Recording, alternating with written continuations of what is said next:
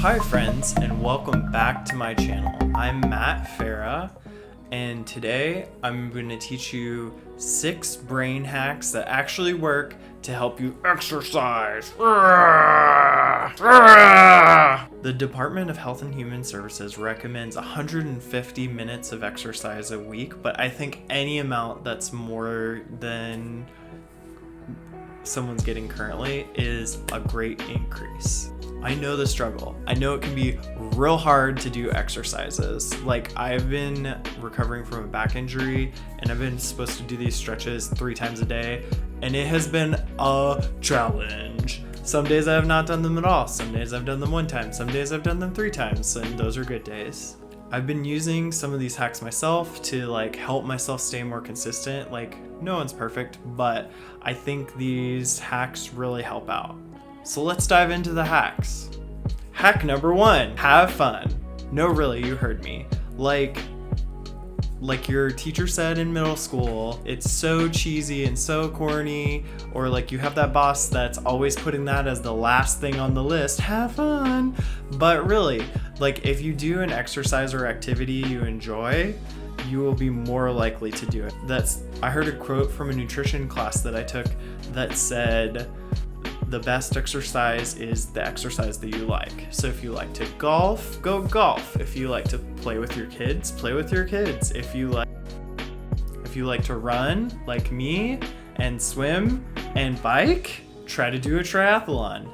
If you like to, whatever you like, you can do it. It will help you stay consistent. If you want to join a basketball league, join a basketball league. So anyway, the point of this hack is the more you like to do an exercise, the more you will be likely to do it. So just try to find something that you like. If you don't like anything, try some new things and see what's going on, because there's gonna be one that you're gonna like. Hack number 2. This hack is called temptation bundling. No, this hack does not mean to bundle a Swiss cake roll in a little extra peanut butter and another coat of chocolate, although, oh my god, that would be so good. That's not what this is about. So temptation bundling is pairing something that you want to do more but is hard for you to do with something that you maybe want to do less, or is maybe very easy for you to do, or very enjoyable or fun. So this could be watching a trashy TV show, like 90 Day Fiancé.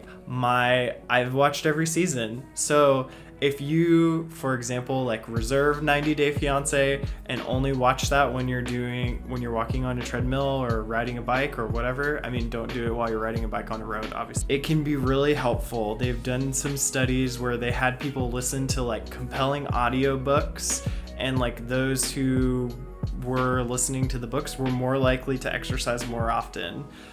So just find something that you really like and reserve that for only when you're doing your exercises, and it will help you out. My boyfriend, he loves to listen to audiobooks. So when he walks, it is audiobook time, and he thinks of it as that instead of going out for a walk or doing the bike or whatever.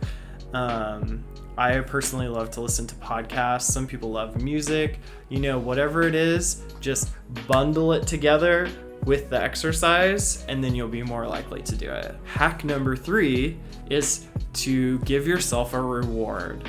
Now, we've all seen the classic Pavlov experiment of they ring the bell and feed the dogs, and then every time they ring the bell, the dog salivates. Well, come to tell you, we're just a dog brain with a little tiny tortilla on top called the neocortex. So we can still use this method to train ourselves. So you could, for example, buy yourself some energy jelly beans and eat a couple energy jelly beans when you do your workout. Or save a few extra dollars from one account to another and then use that to buy a new pair of shoes. Whatever works for you. Anything to reward yourself and reinforce that you're doing a good thing for yourself is gonna do wonders for making you more consistent in your exercise. Hack number 4 is to make it a habit. If you're doing something consistently, it's way easier to do than the first time you're doing it or like trying to initiate it. So in your brain, there's like a theoretical model that divides the brain into things called System 1 and System 2. And System 1 is kind of your automatic processes. That's that like lower brain that we talked about a little bit earlier, like the dog brain kind of thing. And this system is very good at doing repetitive tasks. This system is what allows you to tie your shoes without thinking about it. Like, I mean, I'm not sure everyone can remember learning to tie their shoes, but everyone can probably remember learning to drive that's able to, or learning to do some other tasks like typing. When you're first doing it, when you're first learning to type, you're like hunting and pecking and like you can't find the keys, and eventually your hands know exactly where to go and you just think the word and it goes on the screen.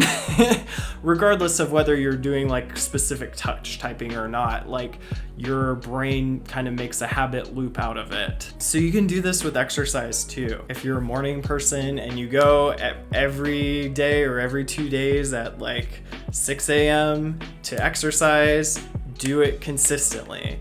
And once you make it a habit, it will be much easier. And now I've heard that it takes 21 days to form a habit and 90 days to kind of solidify it. So if you can do something for 90 days, like if you can power through, like use your neocortex, use your System 2, all of your energy thinking about putting effort into something for that 90 days, then hopefully it will be a habit that'll last you for a very, very, very long time. Other things you can do to make a habit are set reminders on your phone, write it down in a calendar or a book. I use like a training app that I put all my trainings into called Training Peaks. I mean, and it's like very specific for triathlon pretty much, but I mean, you can use it for anything, but it's kind of overkill for maybe most things.